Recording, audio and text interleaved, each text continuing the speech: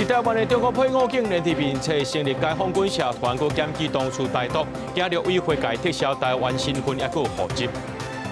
行政院会通过宪法部分条文修正草案，若准故意杀人、虐待囡仔案件，往判无期徒刑或者是10年以上，拢袂当加刑。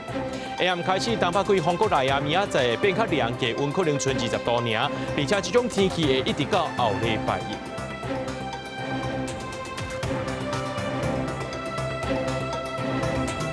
各位观众朋友，大家好，欢迎收看10月30 AM 新闻，我是嘉豪。有一名伫咧花莲上班的这个中国配偶前日洪伯公呢，伊伫咧面册顶头经营这解放军社团煽动武统，佮检举公司内面的董事主管有台独行为。然后，委会今仔日就正式讲，已经甲伊废止伊的台湾身份，也佮伊的户籍啊。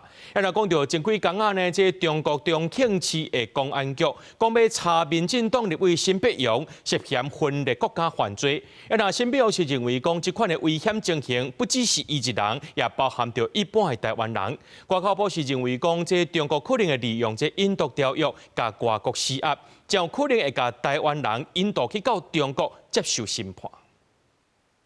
大家不要忘记哦，他们甚至连检察官跟法官都可以进入到他们的一个惩戒的范围，所以这个危险呢，并不是发生在我身上而已。讲家己恐惊未是唯一，民进党立委辛北阳去中国重庆公安局发布通报立案调查，指控伊涉嫌分裂国家。根据外交部的报告指出，中国目前已经甲罗西亚等超过60个国家签订刑事司法合作条约，甲60外国完成引渡条约的签署，恐惊会变中国甲别国施加压力，要求引渡台湾人。还是外国公民的工具。换言之，就是说，像王委员或者是说沈博阳委员，是他们也只能到友好国家去。这种威胁呀，是引起全世界大家都是认为是一个威权扩张。要如何因应？要如何应？如果我们不断的在宣导，然后也跟友好国家，其实在不断的针对这个东西交流。外交部表示，已经正在解通电告自外管处，加强防范甲因应中国跨境镇压，也是动手管辖的可能性。会看情形调整旅游警示。中国持续透过发布处罚名单、制裁措施，佮扩大对象，为台湾政要渐渐延伸到军方、受制裁人员的家属，也佮有企业等提供赏金。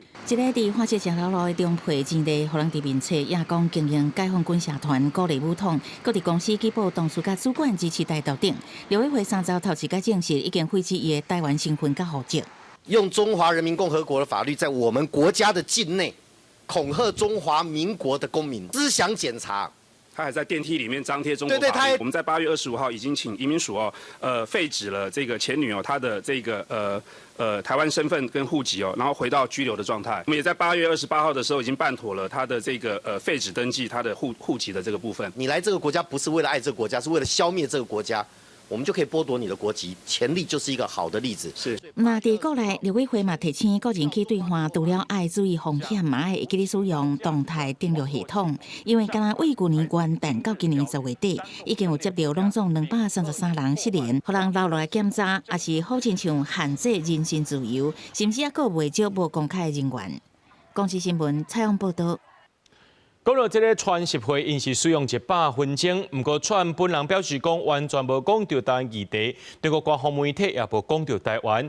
美国美国的媒体呢 CNN 伫咧传习会进前引用别人的话，讲台湾烦恼讲这美国的改变支持度有风声要甲咱的驻美代表吴岱雷换掉。咱的外交部长林佳龙亲身否认，也强调讲这美中会谈以外，台湾和美国之间也定定伫咧计较。美中领导人传习会总算伫韩国上场。会前，川普讲一句“台湾就是台湾”，引起讨论。对这代志，咱外交部长林佳龙讲，对于台美关系有信心。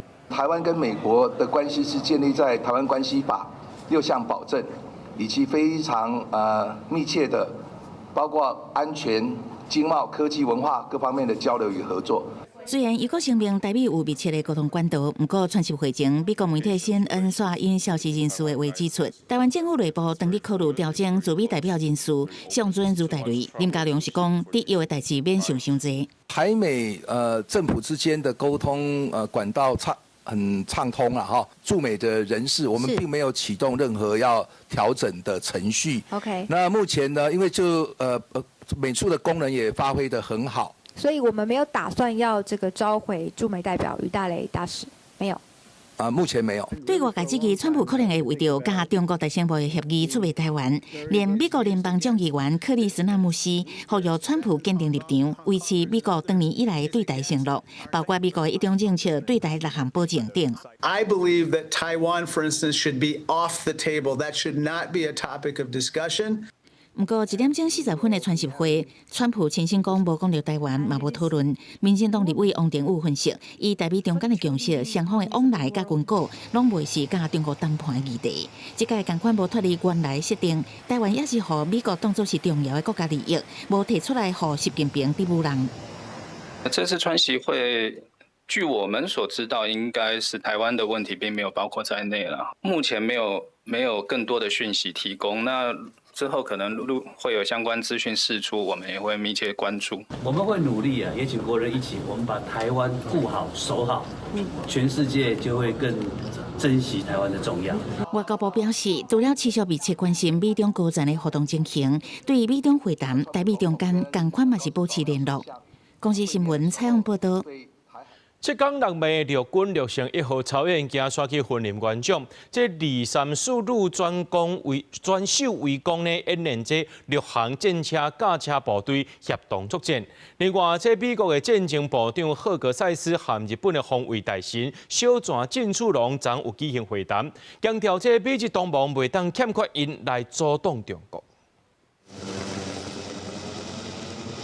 空中有目镜抓直升机攻击较远的目标。地面有战车暗护装甲车挖进着人的阵地，过程当中结合无人机的侦查。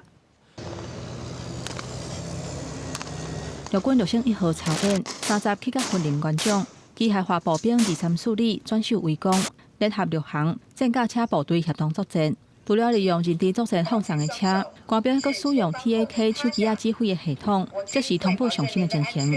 这次也把新战喊话车纳入这次的一个验证。好，它会实施伪冒的音讯及新战招降性的一个喊话。任何状况都可以透过这套系统，透过包含视讯或者说是用这个图资的方式来进行回传。然后这个其实对于这种地面资讯化作战来说是蛮重要。面对中国军事扩张，国军提升地空联合作战能力。美国甲日本正关注印太区域的威胁。美国战争部长赫格塞斯甲日本防卫大臣小泉进次郎29举行头一届的会谈。面对要阻挡中国的侵略，美国甲日本当兵是真要紧的代志。Our alliance is critical to deterring Chinese military aggression, to responding to regional contingencies, and keeping our countries safe. Shoulder to shoulder with Japan, we look forward to continuing to strengthen our alliance. 高市総理の方針を受け、我が国は戦略3文書の改定に向けた検討を開始しました。この検討を通じ、日本の防衛力をさらに強化し、この基盤の上に日米同盟の抑止力、対処力が一層高まっていくことになります。小泉强调讲，日本会增加国防预算，强化防卫能力。美国甲日本的会谈，除了同意加强甲南韩、菲律宾、澳洲情报共享，嘛优先扩大西南群岛防卫计划。美国甲日本共同部署训练，防解套会安尼做是针对中国。因为其实西南诸岛的防卫计划基本上就是针对中共来的，去利用学者在出席一些会议，或者是在学者在这些智库之间的穿梭的沟通，去达到一些交换意见。针对美国，就要公布新版的国防战略报告。有风声讲，美国伫亚洲的防线敢若纳入日本、排除南韩甲台湾。迄个赛事已经出来背会。也有学者讲，川普的目标要是强化印太合作战略，建议台湾透过地壳合作，争取甲国际分享情报。记者综合报道。查甫囡仔开互另某靠得到死案件引起社会关注。行政院会今日也通过刑法部分条文修正草案，那准是故意杀人、虐待囡仔案件，落要去互判无期徒刑，或者是10年以上，拢袂当假释，希望会达到吓惊效果。也有民间团体是认为讲，避免虐待囡仔，犹原爱事先预防。这回查甫囡仔凯，互林某苦毒致死案，一审宣判林某刘彩选无期徒刑，刘玉林是18年的徒刑。上诉到2审，高院伫11月初10会过来开庭。社会关注关注凯案，促使立委提案修法，加重苦毒囡仔的刑责。行政议会30确定刑法修正草案，针对故意杀人也是苦毒囡仔的案件，被告方判无期徒刑，也是有期徒刑超过10年的，袂当假释。为了彰显社会公义，增订对于故意杀人、杀人未遂，或者是对于凌虐未满7岁的儿童致死、致重伤，经过判处无期徒刑或逾10年有期徒刑者，都不得假释的规定。一定会有家长是觉得有被保护到的感觉。我有2个小孩。对，所以每次看到这种新闻，都是会很担心发生在自己的小孩身上。赞同啊，因为我觉得这种案件层出不穷啊，然后你如果没有用一个比较重的刑法，似乎没有办法达到一个嚇阻的目的吧。民众支持加重修法来协助犯罪，民团认为讲司法只是上尾的底线，要避免可毒囡仔事件发生，嘛是要对头前端的预防开始做，呼吁政府正视儿少保护制度保护袂到的所在，嘛提出包括设立儿少保护部，提高权责人员的监管标准，强化下机关通报系统等诉求。我们对于今天这个草案的通过是乐观其成。刑法说真的，其实它终究是比较后端的，我们还是希望说在前端能够尽量去抢救孩子，那社安网部分来去做优化跟改善。除了故意杀人，也是酷毒囡仔致死判10年以上袂当假释。行政院刑法修正的重点，佫包括行为的时阵，也是审判的时阵，有精神障碍，也是心智缺陷的，袂当判死刑。在判刑确定进程的羁押日数，算入假释要件已经执行的期间。法务部嘛修正刑法、施行法、刑具法将拘将轻的适用原则。在刑法上路了后，就袂回推旧案。若是刑法较轻，旧案就会当适用新法。记者综合报道。新竹香山一间幼稚园传出虐待囡仔争议，这家长讲囡仔的身躯顶有真侪大乌青甲伤痕，教育处启动调查，目前已经甲2个教保人员停职。昨幼稚园受举办这家长说明会，有家长来到现场了后，说放挡伫外口，认为这幼稚园的态度有影是足离谱的。说明会，园方禁止我们入园。徛伫幼稚园头前扣抗议布条，家长话讲明明是家长说明会，却甲人挡伫外口。新竹市香山区一间幼稚园，之前哪像有虐待囡仔的情形，目前已经有4个囡仔完成验伤甲报案。拜三下晡，幼稚园举行家长说明会，不过囡仔去幼稚园虐待家长，却互挡伫外口，袂当入去参加。我小朋友遭遇到的事情是被丢到垃圾桶，然后连环的闪巴掌。然后还有拿长条状东西打胫骨等等，然后晚上到现在都还在夜惊，然后每天都起来说我不要我不要，为什么他们可以进去我不能进去？就因为我知道比较多案情，我更知道更多，我手上握有更多的证据，就不行进去吗？园方他开说明会却没有通知受害家长，甚至警方也被挡在门外。这不只是程序的错误，也是再次伤害家长与孩子的尊严以及双方的信任。幼稚园表示，事件发生了后，已经甲家长有沟通甲说明2摆啊。这摆的说明会是针对其他的家长，下一步邀请这个囡仔受虐待的家长。新竹市府讲，目前除了2个教师停职调查以外，事件也已经进入调查程序。目前本案已进入调查程序中，并不会因为该园召开说明会来影响本府的一个持续调查。市府指出，接下去会交由委员会来进行相关调查，来厘清囡仔身躯顶的伤到底是安怎来的。另外，幼稚园也答应讲，未来会伫教室内底装监视器，保障囡仔安全甲权益。记者杜君豪，新竹报道。有一个医生伫社群网站写讲，厝内面的人带囡仔去坐高铁，这囡仔无哭也无闹，家己伫遐耍，说互这服务人员苦讲讲，就爱较细声咧。这大人的也伫咧座位头前的底下看到这宁静车厢的文宣。高铁呢是用这新闻稿来回应，讲这个劝导措施已经无包含囡仔，或者是无自主行为能力的人。这个月13开始呢，会甲这文宣换内容。在社群网站分享出来，人伫30载起，坐高铁117次的列车对台北去左营。伊当中囡仔的妈妈无想要用手机来用囡仔，提出这套面互2岁半的囡仔耍，发出声，互高铁的服务人员坑的。他玩那个玩具总会有声音，然后他玩一玩也会讲话。妈妈，你看这个什么之类，可是他没有吵，没有哭，没有闹，没有尖叫。但是他虽然很客气，他就是弟弟乖乖哦，弟弟乖乖哦，要小声哦，不要吵哦，这样子。他是口头劝告我，可是小卡确实从头到尾都伫迄车顶管。囡仔的妈妈嘛讲家己是对下港去台北的，常常坐高铁，这已经是宁静车厢上路以来，伊带囡仔红坑道的第3摆。第一时间，伊伫家族的群组内面发文在嗨，真侪网友嘛认同伊的看法。其中一个是这个月27对南部后头厝往北的妈妈，讲伊和囡仔嘛红坑道。基本上就是头碰头，大概就是这样，一个手掌的距离在讲话。忽然间就有一个站务员，他就亲身过来跟我们讲说，不好意思啊，请你们小声一点哦。台湾高铁是发出声明，重申执行车厢宁静文化以来，已经声明相关坑道措施，并无包括囡仔、红婴仔、幼囡仔，是其他亲像破病这明确的因素，去影响到自主能力旅客的行为。服务人员拢用关怀提供必要的帮助和安慰，为了避免误会，13开始宁静车厢的文宣嘛提掉。那我觉得每个人对音量的可接受度是不同的，所以我可以理解有些人会觉得不舒服。一点点一定可以啊，如果是大吼大叫，一直常常就是父母亲如果不管这种，就有点麻烦。有一些多元的乘客，他有多元的选择啦，就不是说刚性的要求说每个车厢都是这样子。学者认为讲无共族群有无共需求，真歹拢顾到，高铁当考虑用无共车厢去加分，而且甲权利义务说明清楚。国外嘛有亲像这种做法，亲像有做工课的车厢，也是会议的车厢。记者综合报道。咱来关心气象，这气象署讲，今仔各地头拢是好天，还佫济云的天气。也若北部上悬来到30度，不过今暗时开始呢，这东北季风又佫来啊，明仔载变较凉冷，低温可能存到20度尔。而且这款天气会一直到后礼拜一，提醒民众爱加套寒衫。拜四各地天气转好，雨水嘛变少。气象署指出，拜四除了北海岸和东部会落一寡雨以外，各地大部分拢是济云到好天。北部的温度上悬有到30度，也毋过气象署嘛提醒，自拜四暗时开始，东北季风会佫变强。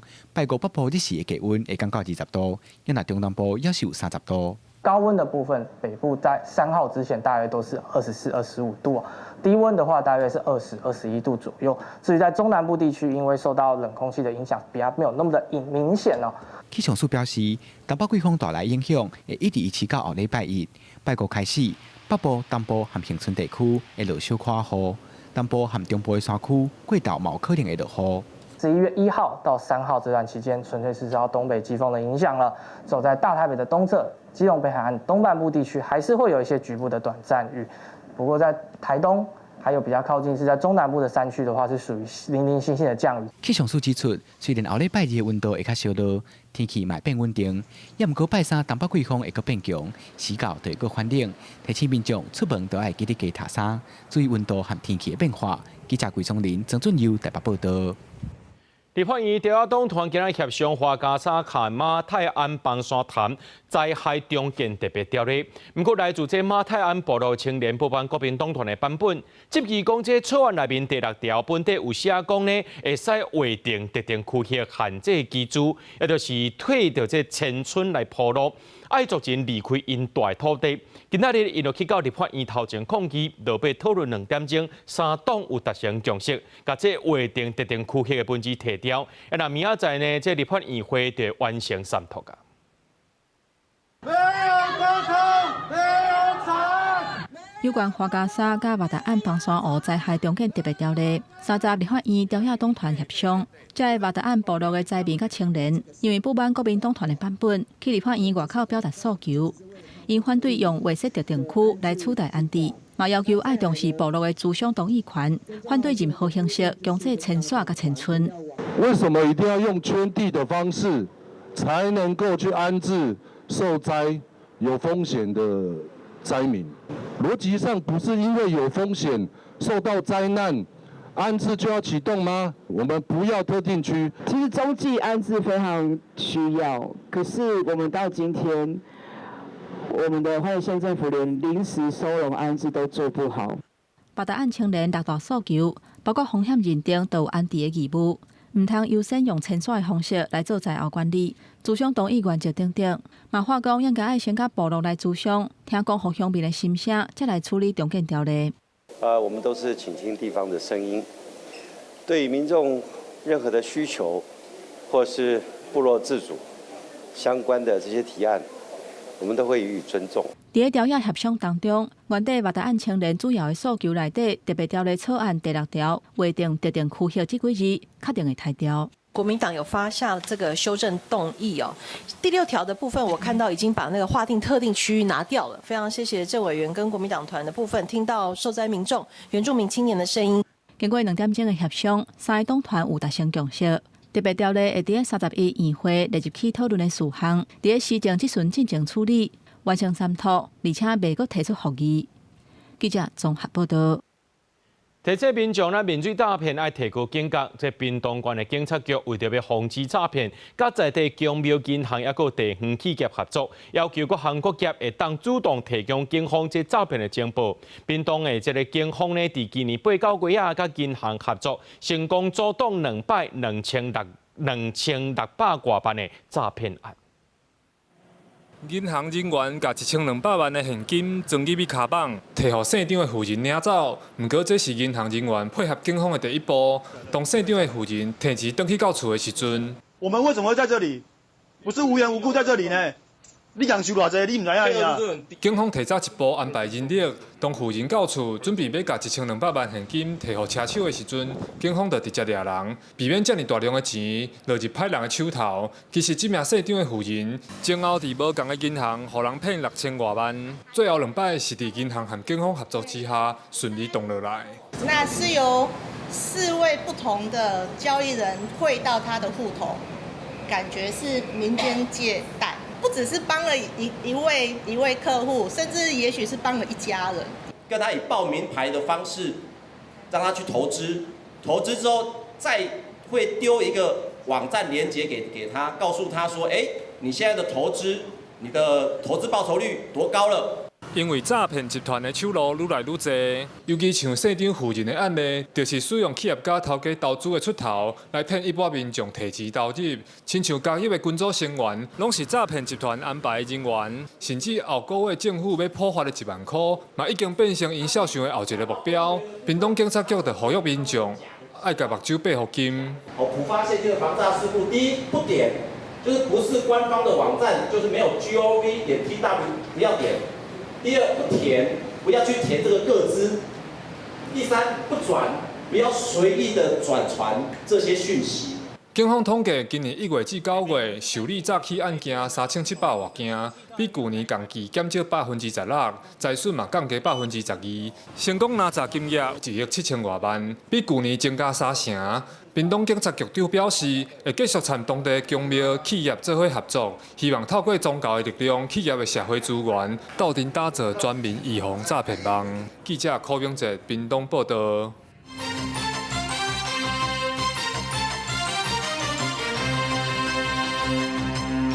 因为非洲地这关系，全国禁运禁台期间呢，造成这猪仔相关产业的损失。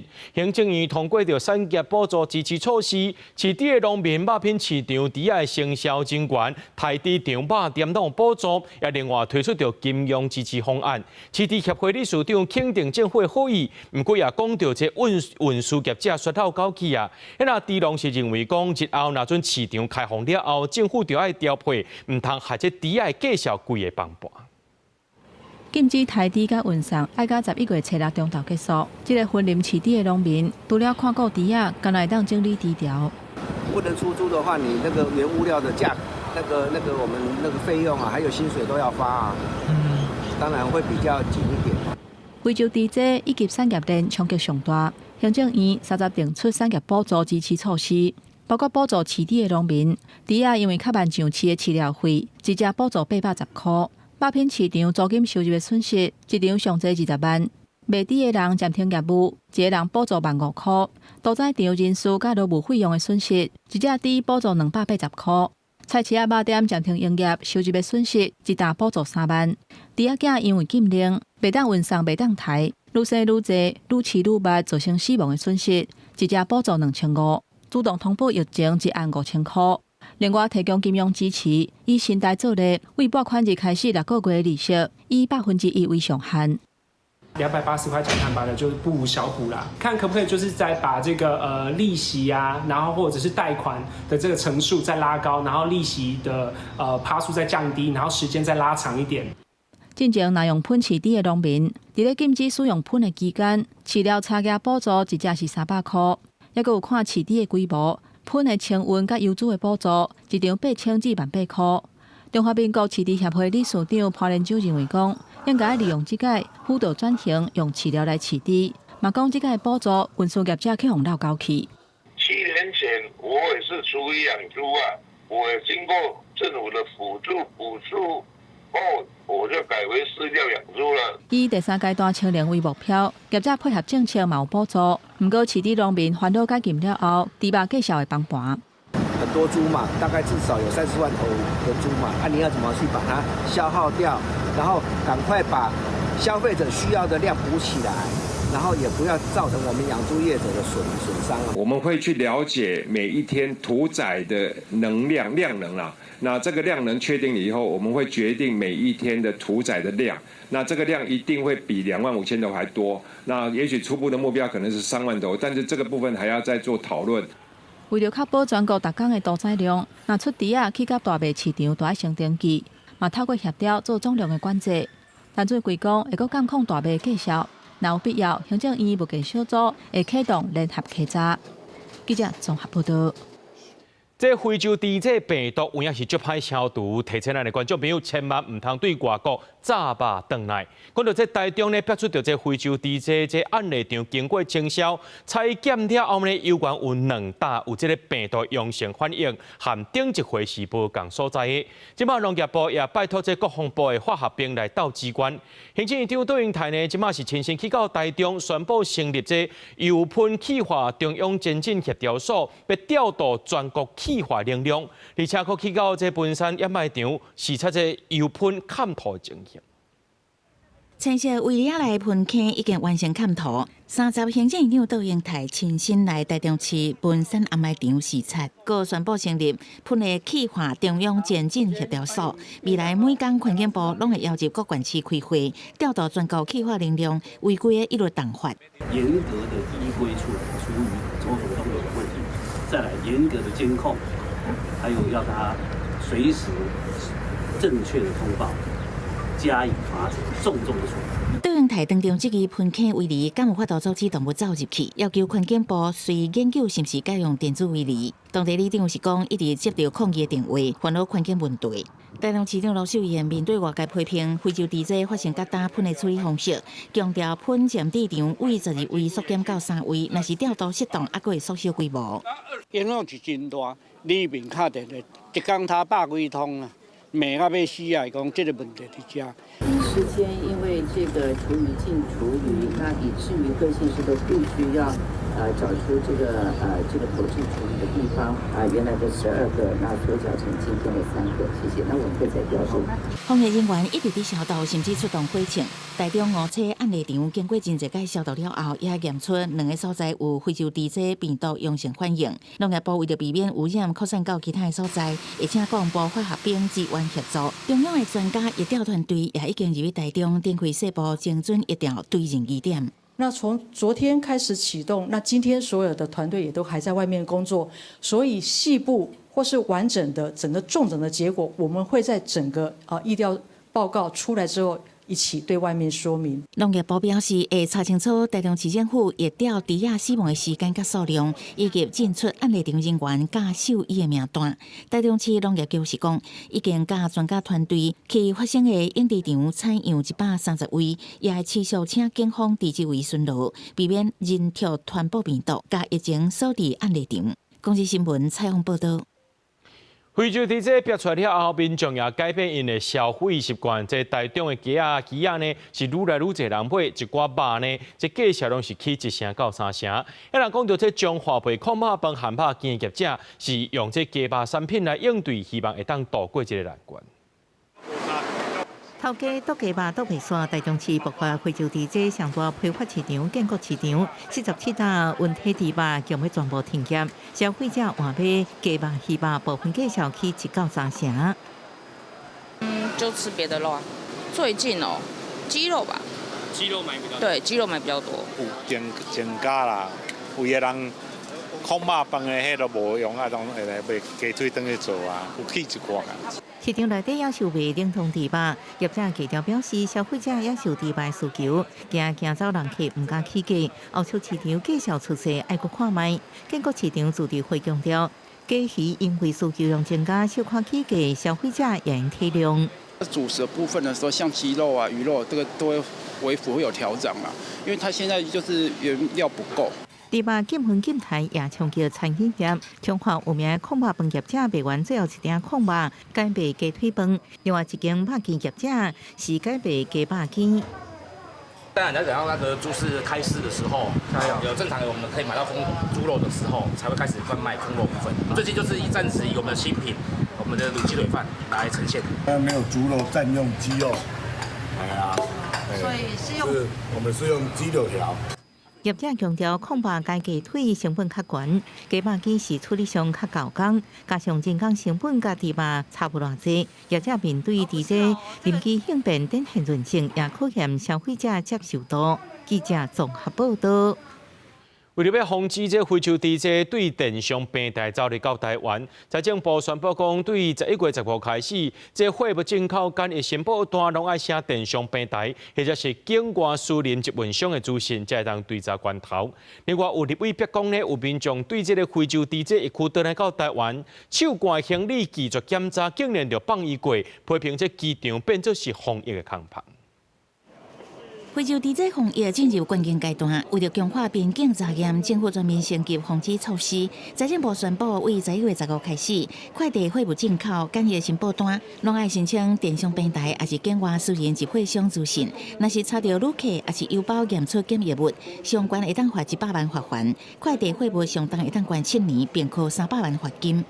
高风险地区来的入境旅客已经是100%的X 光检查，进口邮包、快递货物也都是100% 的 X 光检查。另外，风险数嘛当地研究，机场三线会全面变严，美国以红线线风险来分疫区也是非疫区入境班机，该做拢爱查核，搁扩大执行电工扫描所在的行李，不过旅客反应差真多。之后有调整这方面的规定的话，其实就尽量看一下买的东西的成分之类的。从日本回来又要检查的话，我觉得是蛮麻烦的，蛮扰民的啦。不过，真正有网友伫社群平台打文讲，家己为马来西亚返来台湾，拒绝手关行李做地质检查，因为无法源，海关嘛无挑拦。针对高风险国家旅客手检皮包，没有强制，旅客可以拒绝。那这个就是最大的漏洞啊！那这个手检区的目的是，如果你经过这里检查有疑义或者是猪肉的产品，你马上弃置，那这个不会受罚。若是强化境外未落地电商管理，像讲拼多多、淘宝，数位部要要求主管平台落实动物传染病防治条例规定，无依照规定办理会当裁罚。针对违规的广告，会依照两化人民关系条例规定，邀请业者研究限制投放的措施。公司新闻采访报道。保三总队甲海巡署合作，伫高雄西南方海峡，甲一只外国货轮抓落来。这船顶呢有5卡货柜，100外吨来路不明的冷冻猪肉和鸡肉等等，也阁有107万包的走私粉，船顶7个人当场抓起来。因为接到线报有货船要走私物件来高雄港，于是保三总队甲海巡署高雄海巡队斗阵来到高雄西南方的海峡，甲这只天上尼亚级的货船抓落来。保三表示，这只船对马来西亚要驶来高雄，船顶有正10卡货柜，拢总7个人，包括印尼籍的船长、船员，甲一个姓王的台湾人。因甲海巡船舰一路甲货船押登来高雄港进行搬查。防检署人员装备这船，去伫船顶货柜来回转药啊消毒，搁一卡摕电工去照。毋若找到4卡货柜的走私粉，其中竟然有5卡货柜拢是来路不明的猪肉、牛肉甲鸡肉，数量有133吨，而且有4卡货柜的肉拢已经害去，规个臭毛毛。该船上总共有133吨的冷冻肉品，以及107万包的香烟，肉品则有鸡肉、猪肉、牛肉等等。由于适逢疫情期间，调查后将香烟查扣，而该船与人员跟海巡署监护之下离境。部长表示，船顶的肉甲粉市价超过4000万，因为台湾这阵当是防疫的重要时机，遐个肉无互伊落船，同时也甲船顶的7个人按照违反菌酒管理法甲动物传染病防治条例移送高雄地检署侦办。检方表示，姓王的台湾人交保，其他6名外国船员因为无出入境，最后是人甲船做过遣送回去。记者柯家主教用高雄场报道。台湾国成员单机顶人在2015年涉嫌损害国旗，国定法院为着要厘清这侮辱国旗罪敢有违宪，声称失宪。最后呢，落尾来重新审理，将依照侮辱国旗罪判3个人拘役15天。10年前的消息，台湾国的成员单机顶、单标顶，甲因朋友刘培宣涉嫌甲永和中正桥顶悬10多面国旗挂互破，新北地方法院2审解判无罪。上诉了后，高等法院认为讲。侮辱国旗罪有违宪的疑虑，2017年庭审声称失宪。不过，这个案中组了后的高院合议庭裁定重新审理，而到审理的结果搁变盘，以侮辱国旗罪判3个人拘役15天，会当亦可罚金15000块。那我们上诉的目的其实不是为了改变判决本身，而是希望再一次暂停审判，就是要呼吁最高法院可以暂停审判，再一次进入宪法诉讼。然后另外我们昨天也递交陈情信到监察院，希望可以弹劾3位就是现在没有要评议的3位大法官。高院判决指出，国旗是国家的象征，这3个人把国旗挂互破，等于是吞踏国家甲人民，已经超过言论自由的范围。犯刑法第160条侮辱国旗罪，考虑1审到大已经超过8年，以诉审法第7条减刑，改判拘役15天，专案会当上诉。这嘛正做宪法法庭听判了后，法院重新审理失宪案头一个判决。针对这点，刘培宣质疑讲，拿赢会当由国旗表达因特定的意识形态，是安怎大多的人士都袂当挂国旗来表达无共款的声音。伊甲最高法院法官发声，希望搁一届庭审声称失宪。自从国众两党联手修法瘫痪了我国的宪法法庭之后，它严重的侵犯到人民依法来捍卫自己的权利请求释宪的机会。回损国旗案发生到现在已经经过10年的时间，高院本来就有权利裁定要继续审理，不用等宪法法庭判决。台湾国批评讲，侮辱国旗罪这个法律已经过时啊，一定会上诉到底。李干受讲，破坏国旗都是糟蹋2300万咱国的民众，言论自由并不是无限制。张嘉宾批评讲，是拿白联手互宪法法庭停判，影响人民捍卫家己的权利。记者综合报道。台湾航空服务人员破病，搁在上港落尾不幸来过往。今仔日呢，就这工会团体去到劳动部外口抗议，希望劳动部会当明确定出请假规范，或者劳工免惊去互雇主处罚。真侪劳工代表来到劳动部外口抗议，表达诉求。有中型空服员因为破病，所唔敢请假了后不幸过身的代志。桃园市空服员职业工会表示，代志甲打来，航空公司针对未来敢会因为请假影响到员工的考绩，也是无讲好清楚。工会批评劳动部到达嘛，也无做出处分，含提出因应对策，要求劳动部应该爱伫劳基法也是请假规定当中来定出明确的规定，让劳工会当安心请假，免惊受处罚。长荣航空的考核机制一直到明天，就是我们今年度考核就要截止了。我们到现在都不知道我们未来会有什么样的新的制度在等待着我们。我们持续的还是在一个很不敢请病假，生病了我们害怕请假会被惩处的状态下。另外嘛，传出介成有驻丰达工会的代志，有工会代表抗议讲，会议基金会调工刁难工会的员工请会务假，也毋过会务假是工会法和工会干部的合法权利。工会表示，对去年开始，基金会都用各种理由不准工会的员工请假，就连今年6月劳资会和解会议了后，也搁继续刁难唔互人请假。工会希望劳动部出面主持公道。我们也是都直接跟新北劳工云申请上课，然后他还是驳回了我们的请假，然后我们大家后来都是用特休。针对这些劳工朋友所关心的请假权益，也搁有工会的诉求。劳动部讲，未来有打算要来修改请假的制度，也会定出法律规范。记者担心东社桂林台北报道。台南永康的陆军炮校已经有73年历史啊，正要刷去关庙原地地点会改做创意园区。今透早呢，上尾一批预防车队对永康炮校出发，沿路真侪民众是赶来热手翕相。每一批的移防队伍拢总有13车，当要出发沿中山南路赛，要去关岛新的陆军炮兵训练指挥部，沿路真侪兵将特别赶来参与一手欢送，嘛记录这历史性的画面。这旧名号做陆军炮兵飞弹学校，嘛叫英空炮校，后来改名做陆军炮兵训练指挥部。伫台南英空到达已经有73天的时间，甲在地居民难免有寡情感。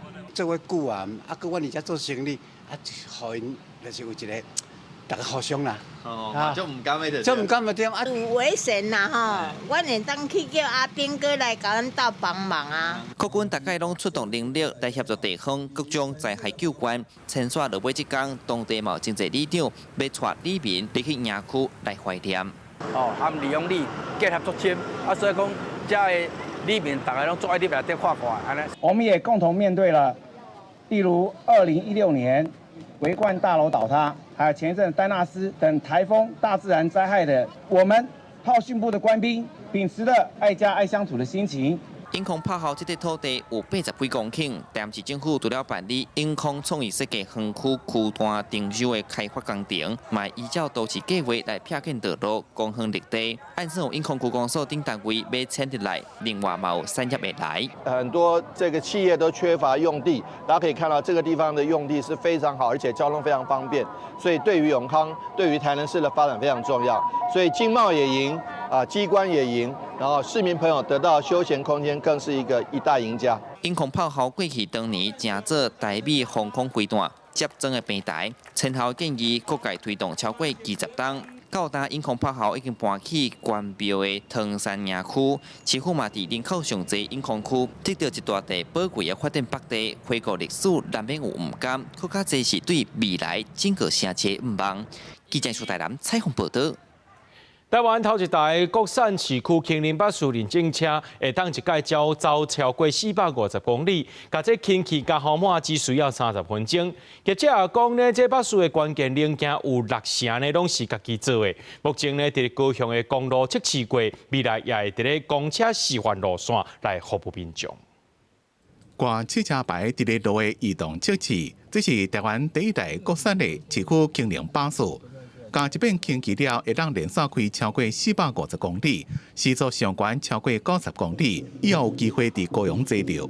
最上面那个里面是我们的除氢瓶，那我们之所以会放在车顶，主要是考量到整个行车当中，如果万一发生事故的话，车顶的部分是相对安全的一个部位。这台车的价销1300万台票，差不多是其他国家所生产的轻零巴士相关价销的一半。除了电池用日本的车身底盘这款关键的零件，大部分拢是国内生产。今年关键零件国内生产会当到6成，明年会到7成5。绝对是台湾能源转型迈向永续氢能车，绝对是能源转型的一大步。这台车将会以台湾唯一整车制造商的身份去法国参加展览，国内会去德国接受高标准的整车系统国际认证，若通过就当进入国际市场。但国内若想要全面普及，一关加设加氢站。中油有非常完整的计划，在全台湾依政府的规划来做加氢站的设置。那台湾要普及，等于说还要等加氢站的一个配套。对，这个是事实。业者讲，国外的加氢站密度正悬，也过无车通驶。但国产的市区轻零巴士有机会会当拓展外销市场。但国内若想要普及，爱加设加氢站。这么第一座加氢站确定会设伫咧高雄的南马区，现场已经看会使加氢站的外形。不过也怪进行相关的审查程序，按算伫咧年底进行正式营运。记者综合报道。客语有客委会关注民语有关民会，不过台语到单说无一个专责单位。今透早呢，在台语政策推动联盟召开记者会，要求政府就要赶紧成立台语相关的委员会。民间团体也提出了6大建议，要求政府要制定台语发展政策，而且还还佫再设一个台语发展的研究中心。53%好地地，7.4%。邱友义要求成立台语发展委员会。台台基近期推动联名，就学者、民意代表做伙站出来，要求政府爱成立台基发展委员会，赶紧制定完整的台基发展政策。联名指出，目前客基有客委会，关注民基有关民会，不过台基却无一个专职单位，干来靠民间的力量来发展台基，真正足值力的。客委会每一年45亿，原民会有91亿，但是目前无任何的部会甲预算是针对台语的发展。政府长期拢倚靠即个民间的力量，但是民间的力量有一天会无。阮台北市一个状况是，一个专制的人力拢无，进前中央有台语家庭的计划要落实到地方的时候，阮找袂到一个专责的人力要来处理，大家拢杀来杀去，无人要做。台基近期推动联名指出，即摆65岁以上的时代，还有65.9%是会晓讲台语的。不过6岁至14岁囡仔，就敢若剩7.4%会晓讲。这款长站也呈现出台语的死亡线。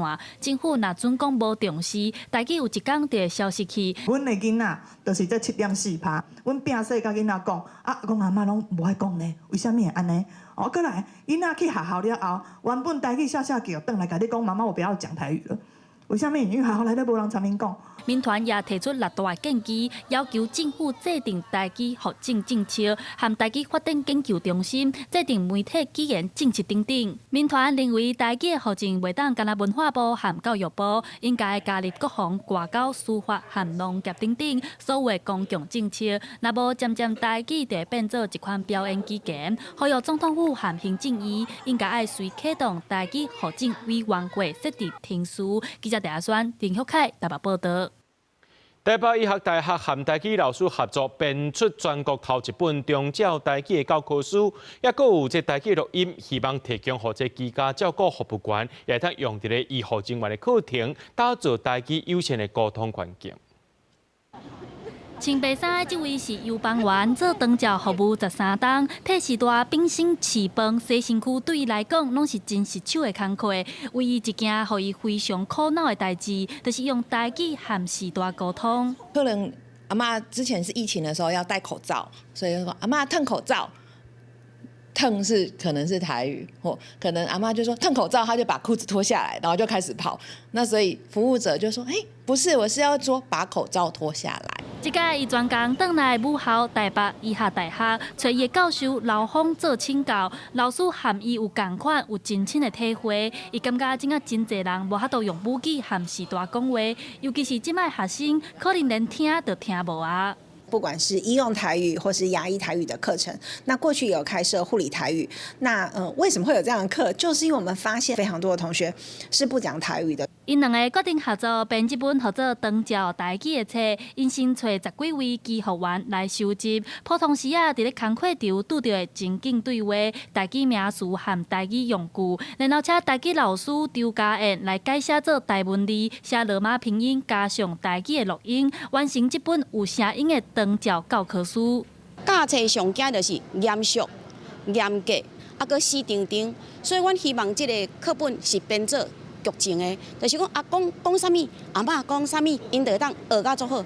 这本册未来会用伫咧医护人员的课程，老师也讲，对时代来讲，长照毋那是身体照顾尔，语言的陪伴更加重要，也较有温度。所以讲台语是一件真珍贵重要的代志。记者陈选林旭凯台北报道。讲到这长照的陪伴，将有可能伫咧过程当中来使省地区冤家。若这台文馆结合着出版社，也有作家，甚至是医生，做伙来写一本或者照顾者的册，叫做《互照顾者的文学书房》，希望透过这文字文学来陪伴照顾者。上尾一届去病院看阿伯，伊已经冷烧烧，摕伫眠床顶啊。这是收伫互照顾者文学书房的这本册内底的一篇内容。这本册是台文馆和出版社、作家和医生合作斗阵出的，有12个作家、21篇文章，对知影时代破病艰苦开始，到双方关系改变，到后壁要走进前人生消失，分3个单元写出照顾者的心情。大家在阅读这3个单元，你会发现它是以一个脉络跟一个文气在流动的，它是一本很美的书。所以，即便你不是照护者，你把它当成一般的文集来看，你也会觉得它是很好看的。大本馆希望透过文学的温度和文字的力量来陪伴照顾者，也因为注重语言的多元性，所以伫册内底有收台语、客语和华语的有声册，会当读嘛会当用听的，还有加一本日志，互读者会当写出心情。看到你有感的那一段话，你就抄写，你写下来就产生共感。那在这里面，我们还考虑到语言的多样性跟多元性，所以这里面除了华语之外，有台语，有客语。因应台湾进入超高龄社会，真侪家庭爱面对长期照顾时代的工课。大本馆讲，这是一本要陪伴照顾者的册。照顾过程中，辛苦、无助、冤家、惊吓，拢是会拄到的代志。也希望这本册会当互照顾者有一个休喘的空间。记者陈心彤、谢桂林台北报道。来看国际新闻，讲到这川协会今仔日伫咧南韩举行，川韩是军兵两个人咧闭门会谈，100分钟互动真好。说是无做伙来开记者会。川表示讲，除了甲中国加分碳年关税对20%降到10%以外，这其他问题也要解决掉。不过，拢无讲到台湾的部分。川也讲，明年4月可能会去访问中国。And we're going to have a very successful meeting, I have no doubt. But he's a very tough negotiator. That's not good. 美国总统川普甲中国国家主席习近平握手，而且伫媒体面头前强调两个人关系真好。就算翻译都伫现场说明，不过习近平听到了后，自头到尾拢无啥表情。美中领袖的会谈伫南韩釜山金山空军基地举行，这是川普第2届总统任期以来头一届甲中国领导人会谈，嘛是6年来头一届见面。川普一个开场就学了习近平，是中国这个国家伟大领导人。习近平嘛表示，真侪年了后，佫见到川普是真欢喜，嘛讲全球两大贸易体久久啊加减会到达是真殊常。I always believe that China's development goes hand in hand with your vision to make America great again. Our two countries are fully able to help each other succeed and prosper together. 了后，两个人闭门会谈，差不多1点钟40分。会议结束了后，两个人互动真密切，而且有讲有笑。不过会后并无共同举行记者会，是都直接离开。川普伫咧空军1号顶悬讲，已经甲中国针对进口黄豆啊、稀土甲芬太尼的问题有共识。I've agreed, as you know, I put a 20% tariff on China because of the fentanyl coming in, which is it's a big tariff. And based on his statements today, I reduced it by 10%, so it's 10% instead of 20%. 川普讲，这个减税会随成效，代表中国外销商品去美国，整体关税会为57%降到47%。另外，有关稀土的问题，目前拢已经解决。川普也阁讲，有甲习近平讲到晶片的问题，不过并不是上先进的 Blackwell， 是辉达晶片。嘛，承认讲伫会议当中并无讲到台湾的问题。而且按算伫咧明年4月份访问中国，也若针对双方伫咧贸易的合作甲其他重大的议题，这一届嘛有互相交流。就伫咧川普访问亚洲各国的时阵，罗西亚总统普丁宣布成功测试核动力水底无人载具。川普知影了后，嘛随伫咧30要求战争部伫咧平等的基础之下，开始测试美国的核子武器。公司新闻，陈思彤编译。咱做伙来看明仔载天气。吉人台北桃新竹对22度到26度，苗栗台中彰化南投云林对22度到30度，嘉义台南高雄屏东对23度到32度，宜兰花莲台东对21度到29度。平遥金门马祖对20度到26度。新闻最后，感谢各位观众朋友收看《今日新闻》，我是嘉豪，明仔暗时7点咱再相会。